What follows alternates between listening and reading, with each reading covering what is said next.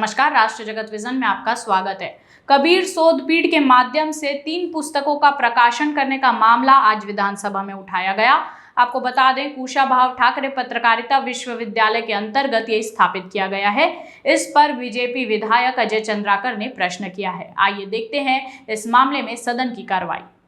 अच्छा, चलिए, आपने परिशिष्ट में लिखा है कि वित्तीय शोध पीठ के संदर्भ में वित्तीय एवं भौतिक स्थिति, शोध पीठ के संदर्भ में लिखा, आप परिशिष्ट पढ़ लीजिए।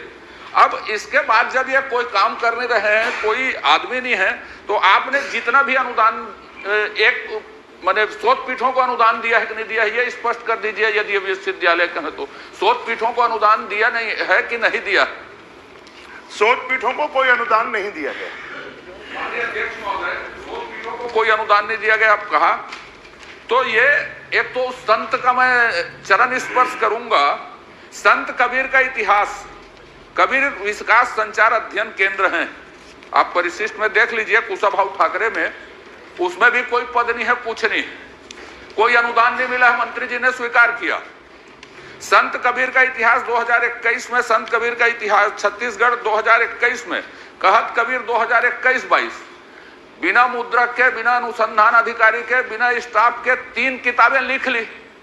एक ही साल में 3 किताब लिखने का विश्व रिकॉर्ड है। ये उसके चरण स्पर्श करूंगा यदि उसको विधानसभा में लाया जाए तो मैं।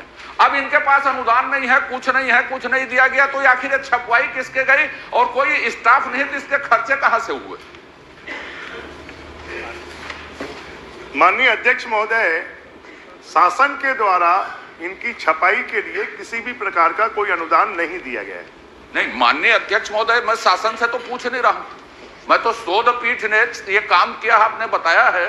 3 किताब उन्होंने छपवाई है, उसके पास कोई अधिकारी कर्मचारी नहीं, कुछ नहीं। 1 साल में महान विद्वान ने 3 किताब लिख दी, संसार में कोई नहीं लिखा है 3 किताब 1 साल में। तो 1 साल में किस खर्चे से लिखा? जब उसके पास 1 रुपया पैसा नहीं है, अनुदान नहीं है, तो इसका खर्चा कौन उठाया शोध पीठ का? ये जानना चाह रहा हूं। शासन ने दिया या नहीं दिया, मेरा विषय नहीं है। विश्वविद्यालय ने दिया कि अपने जेब खर्च से किया, कि चंदा लेके किया, कि किसी एनजीओ ने अनुदान दिया, कि यूजीसी ने इसके लिए प्रोजेक्ट स्वीकृत किया? क्या कोई तो होगा, कुछ भी जादू से तो नहीं होगा ये। इस बारे में शासन के पास में किसी भी प्रकार का कोई रिकॉर्ड नहीं है।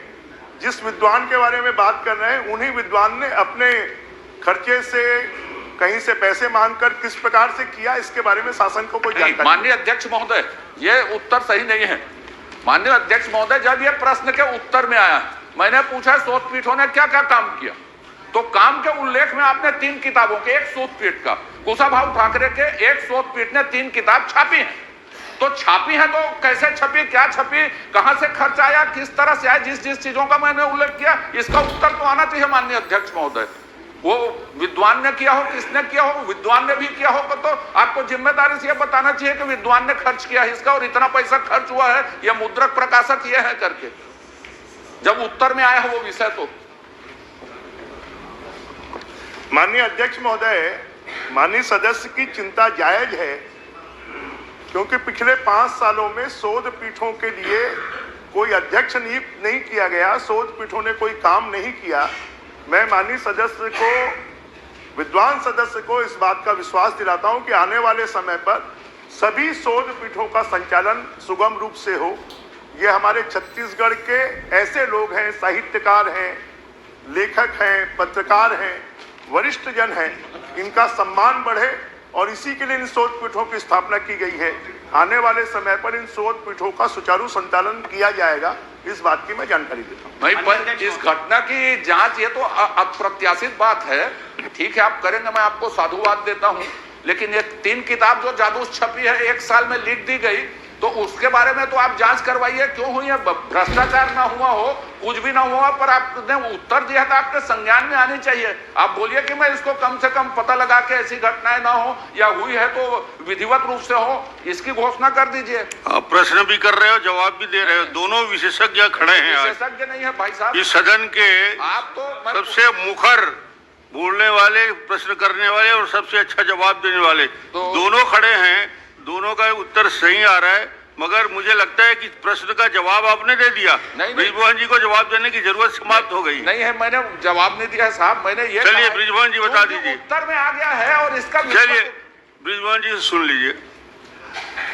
अब माननीय अध्यक्ष महोदय, गुरु घासीदास सोदपीठ पिछले 5 सालों में इसका अध्यक्ष नहीं बनाया गया। माधवराव सप्रे सोदपीठ, पंडित दीनदयाल उपाध्याय सोदपीठ, हिंद स्वराज सोदपीठ, कबीर विकास संचार अध्ययन केंद्र, पंडित सुंदरलाल शर्मा सोदपीठ, स्वर्गीय पदुमलाल पुन्ना बख्शी सोदपीठ, पंडित लखनलाल मिश्र सोदपीठ। अब ये सब हमारे छत्तीसगढ़ के विभूति रहे हैं और 5 साल में छत्तीसगढ़िया की बात करने वाले लोगों ने इन विभूतियों के नाम पर खाली भाषण दिए हैं, छत्तीसगढ़ के लोगों को गुमराह किया है। उसके लिए गुरु घासीदास बाबा की सोदपीठ पे भी कोई काम नहीं हुआ। माननीय अध्यक्ष की चिंता जायज है। जिन 3 किताबों के बारे में आप कह रहे हैं, मुझे लगता है कि वो जादू से ही लिखी गई। चलिए, उसके बारे में निश्चित रूप से आपने, क्योंकि विभाग के पास में इसकी कोई जानकारी नहीं है, आपकी चिंता है। मैं सहमत हो गया था, लेकिन विभाग को इसका उत्तर भी नहीं देना था जब जानकारी नहीं है। वो सारा लफड़ा तो उत्तर दिया इसलिए पैदा हुआ। तो इसलिए माननीय सदस्य की जो चिंता है, उस चिंता में मैं भी शामिल होते हुए हम पता करेंगे। पता करिए। चलिए मान जी। माननीय अध्यक्ष महोदय, माननीय विद्वान सदस्य ने प्रश्न पूछा, विद्वान मंत्री जी ने उत्तर दिया। उत्तर में स्पष्ट लिखा हुआ है कि कबीर विकास संचार अध्ययन केंद्र द्वारा निम्नानुसार पुस्तक लेखन कार्य किया गया। ये लेखन किया गया है, किसे छाप भी दिया गया है, और जिस विद्वान व्यक्ति का नाम आप बार बार ले रहे हैं कि जादू से कर दिया, तो उस विद्वान व्यक्ति का भी नाम बता दीजिए। विद्वान प्रश्नकर्ता, विद्वान मंत्री, तो विद्वान लेखक का भी नाम बता दीजिए जिसने लिखा है। और ये छपा है कि नहीं छपा है? छपा है तो हम लोगों को बंटवा दीजिए, नहीं छपा है तो यहाँ क्यों आया, ये अपने विभाग से पूछ के बताइए। इसमें तो आया है ना उत्तर में।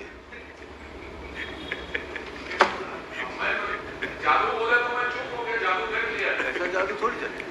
कोई जवाब है कि जादूगरी तो इतनी जादूगरी नहीं चलेगी सर। चलिए जवाब। जादू दिखाइए, 5 साल का जादू दिखाइए, 15 साल का जादू दिखाइए, मगर ऐसा हवा में लड्डू मत उछालिए। माननीय अध्यक्ष जी, माननीय नेताजी जवाब चाह रहे हैं, मैंने लगभग जवाब दे दिया है। और मैं सोचता हूं कि जो 3 किताबों के मामले में बात मुख्य रूप से चली है, उसके मामले में विभाग निश्चित रूप से पता करेगा कि वो कहां से कैसे उसकी छपाई हुई है, कैसे लेखन हुआ, विभाग पता करेगा। और विभाग पता कर निश्चित रूप से अगर आवश्यक होगा तो ये जानकारी माननीय सदस्य को उपलब्ध कराएगा। महान जी का कहना है कि यदि वो उपलब्ध हो जाए, कहीं मिल जाए, तो सदस्यों को बंटवा दिया जाए। इतना ही बात नहीं, विद्वान जिनने लिखा है उस विधायकों को बंटवा दिया जाए। नहीं सर, लिखा है, ठीक है, नाम क्या है? उनने खुद लिखा है, लिखा है। अजय, तो इनके अजय, उसका नाम बताना क्या है? अरे वो देख लीजिए, बैठे सवाल देख लीजिए। बैठ के प्रश्न मत करिए, बैठ के प्रश्न नहीं करेंगे। जब माननीय महान जी प्रश्न कर रहे हैं तो आपस में बात नहीं करिए। मंत्री जी, आप भी बैठ के बात माननीय कर रहे अध्यक्ष हैं। महोदय, मंत्री जी माइक चालू है और माननीय सदस्य से वो सवाल पूछ रहे हैं बैठे बैठे। नहीं ठीक ही, ध्यान रखें। चलिए आप आखिरी प्रश्न करिए। नहीं सर, मैं तो आखिरी, पहला ही प्रश्न आखिरी है, पूछ लीजिए। मैं पूछ रहा हूँ। लिखा है कि लेखन कार्य किया गया है, ये लिखा है। तो मैं बोला किताब मिल जाए तो बंटवा देना। नहीं तो लिखा है कि छपा भी है। वो कबीर के अनुयायी हैं और उनको लग रहा है कि कबीर जी के नाम पर भी ऐसा घपला उनकी सरकार कर सकती है कि कबीर। मैं तो लिखा है। निश्चित रूप से उनकी चिंता में मैं भी शामिल हूं और वो किताब अगर मिल जाएगी तो आपको हम उपलब्ध करवा देंगे। पूरे विधायकों को बंटवा दीजिए। सर अध्यक्ष महोदय, कबीर साहब ये कहते थे, लिखा लेखी की है नहीं, देखन सुनी की बात भी नहीं चलती, वहाँ सिर्फ देखने की ही बात चलती है। जिसको आपने आंख से देखा है तो बताइए। देखा सुनी का अनुपालन किया है उस मंत्री जी ने, लिखा पढ़ी नहीं इतना किया। छूट मत दीजिए अपने विभाग को। लिखने वाले को हम दोनों मिलकर उनको अब प्रणाम करते हैं ना, आप करेंगे, मैं चलिए, मैं जाके भी प्रणाम कर सकता हूँ। माननीय अध्यक्ष जी, हो गया, धन्यवाद। माननीय अध्यक्ष जी, फूल सिंह राठिया जी। ऐसे ही ताजा तरीन खबरों से जुड़े रहने के लिए देखते रहिए राष्ट्रीय जगत विजन न्यूज। हमारे चैनल को लाइक और सब्सक्राइब करना ना भूलें। नोटिफिकेशन के लिए बेल आइकन जरूर दबाएं। नमस्कार।